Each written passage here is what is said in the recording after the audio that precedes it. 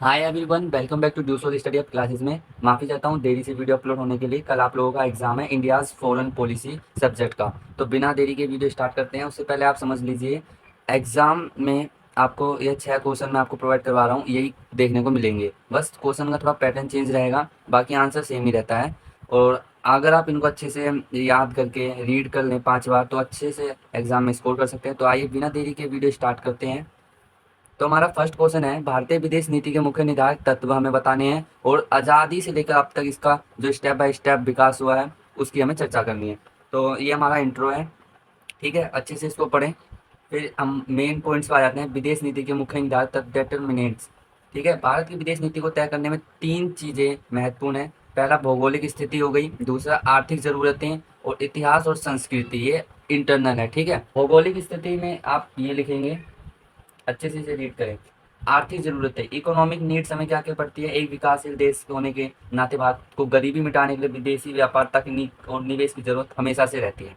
इतिहास और संस्कृति मतलब हिस्ट्री एंड कल्चर में आप ये लिख सकते हैं, ठीक है। फिर हम आ जाते हैं विदेश नीति का क्रमिक विकास, स्टेप बाय स्टेप जो विकास होता हुआ आया है। तो इसे हम 3 चरण में बांटते हुए देखते हैं। पहला चरण हमारा ये रहेगा, आदर्शवाद और गुटनिरपेक्षता का दौर, जो 1947 से 1962 तक है। तो गुट निरपेक्षता में आप ये लिखेंगे, अच्छे से रीड करें। पंचशील, 1954 में एक पंचशील समझौता हुआ था भारत चीन के विमर्श। सेकंड स्टेप हमारा ये रहेगा, यथार्थवाद और क्षेत्रीय शक्ति के रूप में उदय, ठीक है, 1962 से 1991 में। इसके अंदर 3 पॉइंट्स आपको लिखने। सुरक्षा पर जोर दिया गया, रूस से दोस्ती अग्रसर हुई, परमाणु परीक्षण भी इसी काल में भारत ने किया था, पोखरण में। थर्ड हमारा स्टेप क्या है, आर्थिक सुधार और व्यवहारिक विदेश नीति, 1991 के बाद से अब तक। इसके अंदर भी 3 पॉइंट आपको ऐड करने हैं। लुक ईस्ट पॉलिसी, आप, ठीक है, ये मोस्ट इंपॉर्टेंट है, इस पे एक शॉर्ट नोट्स बनता है, लुक ईस्ट, ठीक है, और लुक वेस्ट पॉलिसी।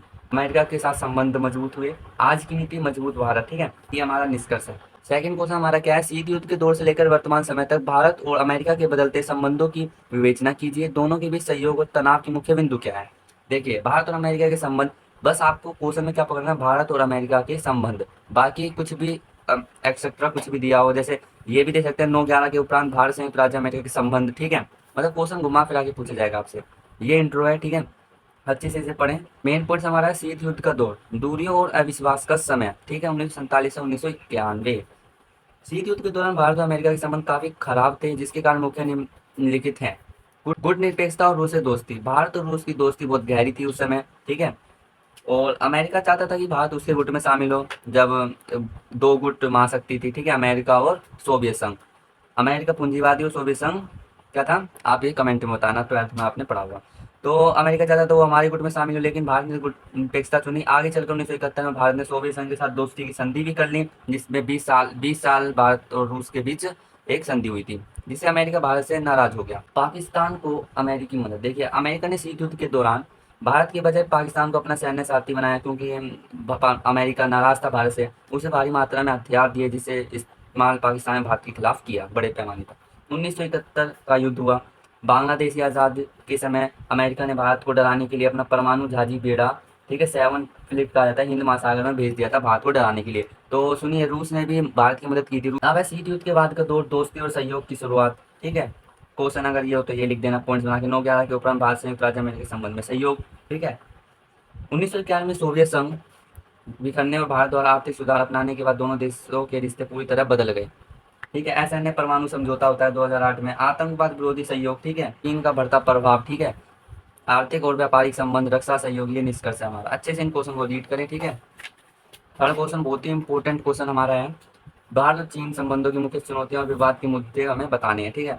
भारत और चीन दोनों देशों के बीच विवाद और तनाव, सीमा विवाद को लेकर बहुत ही गहरी इनमें दुश्मनी है चीन और भारत में, ठीक है। स्ट्रिंग ऑफ पर्ल्स, भारत की घेराबंदी क्या है, चीन ने भारत को चारों तरफ से घेर लिया है, जिससे भारत को आने वाले सालों में बहुत ही बड़ी चुनौती का सामना करना पड़ सकता है। तो आप अगर हो सके तो मैप बना के एग्जाम में आप उसको दर्शाते हैं, तो एग्जाम में खुश होकर बहुत ही अच्छे नंबर आपको देगा। ये क्वेश्चन आने ही आने हैं, इनको अच्छे से आप पढ़ लें, ठीक है।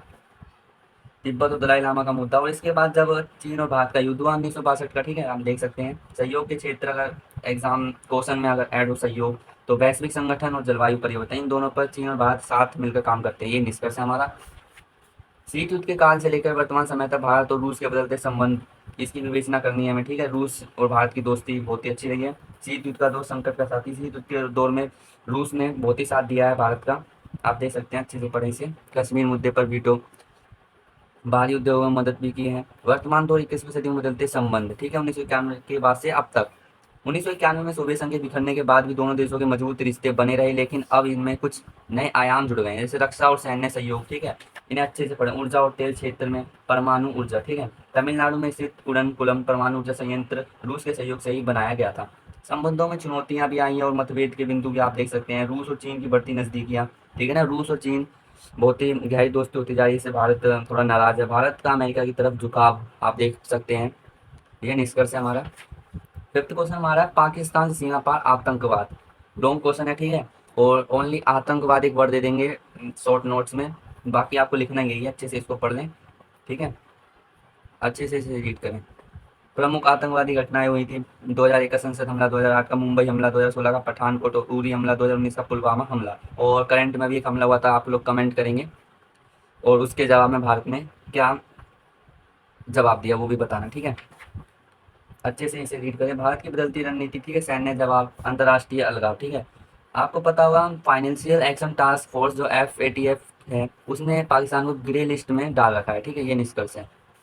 ये बहुत ही मोस्ट इंपोर्टेंट क्वेश्चन आंसर है। लास्ट क्वेश्चन हमारा है वर्तमान बहुद्वीपीय विश्व में भारत की उभरती शक्ति, ठीक है, या वर्तमान वैश्विक परिदृश्य में भारत की बढ़ती भूमिका या प्रतिष्ठा, ठीक है। क्वेश्चन घुमा फिरा के आएगा, आंसर आपका सेम ही रहेगा, अच्छे से इन्हें पढ़ें। बट आंसर बड़ा है पर क्या है, आप इनको पढ़ोगे ना एग्जाम में इसका आधा ही लिख पाओगे, इसीलिए अगर आपको मैं छोटे छोटे लिखता तो आप एग्जाम में उसका और आधा लिखते, तो एग्जामिनर आपको नंबर नहीं दे पाता अच्छे। वर्तमान विश्व में भारत की भूमिका के प्रमुख आयाम क्या है, ग्लोबल साउथ की आवाज़ है भारत, ठीक है ना, रणनीतिक स्वायत्ता, आर्थिक महाशक्ति के रूप में उभार, संकट मोचक और फर्स्ट रिस्पॉन्डर, ठीक है ना, अच्छे से इन्हें अगर आप पढ़ेंगे ना तो आपको खुद समझ में आएंगे पॉइंट, ठीक है। अगर आपको हेडिंग याद ना आए तो कोई बड़ी बात नहीं है, सीधा आप पॉइंट्स पर पॉइंट डाल के ये जरूर लिखना, ये नहीं एक ही पैराग्राफ में आप इसको लिखते जा रहे हो, ठीक है। ये भारत की प्रतिष्ठा के मार्ग में कुछ चुनौतियां हैं, पड़ोसी देशों से तनाव, ठीक है, आंतरिक विकास, UNSC में स्थायी सदस्यता, ठीक है, ये निष्कर्ष है हमारा। ये हमारे 6 मोस्ट इंपोर्टेंट क्वेश्चन आंसर थे। ये क्वेश्चन आता है भारत की विदेश नीति के सामने प्रमुख चुनौतियां क्या हैं, तो ये 8 चुनौतियां हैं जो बहुत ही प्रमुख चुनौतियां हैं। पड़ोसी देशों के साथ संबंध, चीन का बढ़ता प्रभाव, आतंकवाद और सुरक्षा खतरे, महाशक्तियों के बीच संतुलन, जलवायु परिवर्तन, पर्यावरण, प्रवासी भारतीयों के मुद्दे, एक शरणार्थी, ठीक है, मैं आपको बता रहा हूँ, ये हमारे क्वेश्चन है मोस्ट इंपोर्टेंट। ये जो जिनमें ये बॉक्सेस बने हुए हैं ये हमने कंप्लीट कर लिए हैं, और ये 2 क्वेश्चन मैंने आपको नहीं करवाए हैं, आप हो सके तो इन्हें कहीं और प्लेटफॉर्म से पढ़ लें, ये क्वेश्चन भी आपको एग्जाम में देखने को मिल सकते हैं। ये शॉर्ट नोट्स हैं, ठीक है, क्वाड हो गया, क्योटो प्रोटोकॉल, जलवायु परिवर्तन में भारत की भूमिका, आतंकवाद, शरणार्थी समस्या, भारत और यूरोपीय संघ, ठीक है, ये क्वेश्चन आपको शॉर्ट नोट्स में देखने को मिलेंगे इन्हीं में से, ठीक है ना। तो अगर वीडियो अच्छी लगी हो तो लाइक और सब्सक्राइब जरूर करें, मिलते हैं नेक्स्ट वीडियो में, धन्यवाद।